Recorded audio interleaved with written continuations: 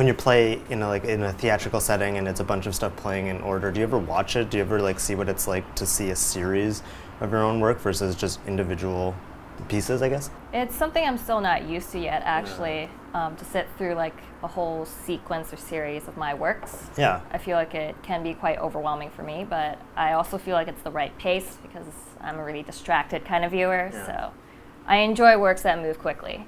Yeah. Well, I'm curious from a spectatorial standpoint about seeing a bunch of things in unison versus seeing them as they come out individually.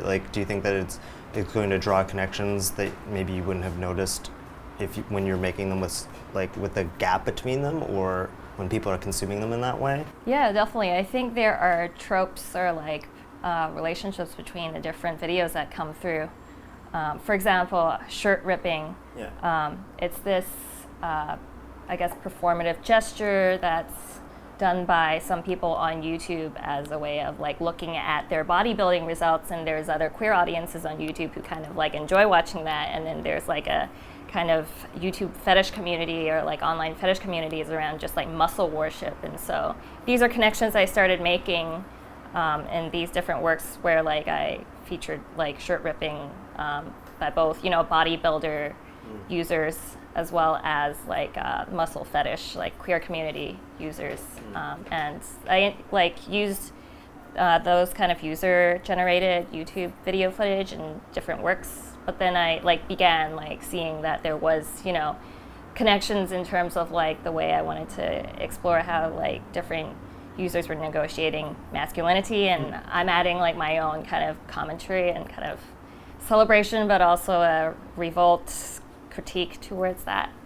So those kinds of connections between aesthetic tropes definitely come through a little bit more when I see the work in a series. Yeah. You contributed other films to this you've curated other works, you call them non-art, that are in it, but did you have a say in your own work, the order it was being presented in, or was that a decision Images made? I think there was a, I guess, back and forth kind of exchange about, what was going to go where, but I have the final say in terms of the lineup, so I think they had more so the decision around the curatorial framing of the work, so how my work was introduced, and the titling of the program.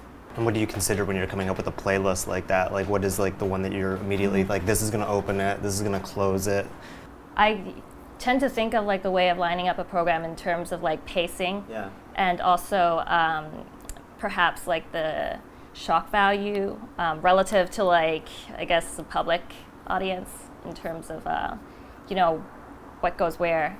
Yeah, so in some of these works, there's sexually explicit content, in Young Money, there's the shot footage, a point of view shot footage of a guy masturbating onto a pizza patterned shirt. And I decided to kind of place that later on in the program so people would understand the way I worked with video more. Yeah. One thing I noticed is that maybe when you're seeing them presented one by itself, the frame is just the frame, but when you're seeing them all one after another, you start to notice how frames shift. It's something that I find curious with internet works or things that deal with the internet, because we're maybe more accustomed to frames changing, whereas in the theater, it's more shocking if something goes from being a wide to a tall, You mean portrait orientation video? I suppose I don't think of online video in this way.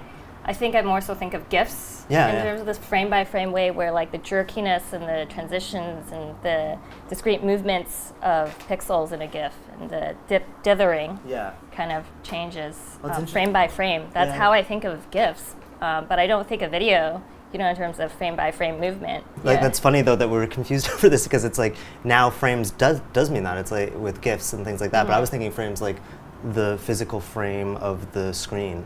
Oh, right. Framing with painting or whatever, when you take a cell phone thing like this versus this, you know how people hate online videos that are shot like this as opposed to shot like this, because they're used to a wide frame, and you have a piece that is a I guess portraiture, right? And seeing it with things that are wide, you start to looking for that, or when you have frames within a frame. It's something that came out, and I noticed watching these in the order you have. And I was curious, when you shifted to doing the portrait one, it also seems like there's a lot of stuff happening outside of what you can see. Like that's the tension, like what's happening outside of the frame.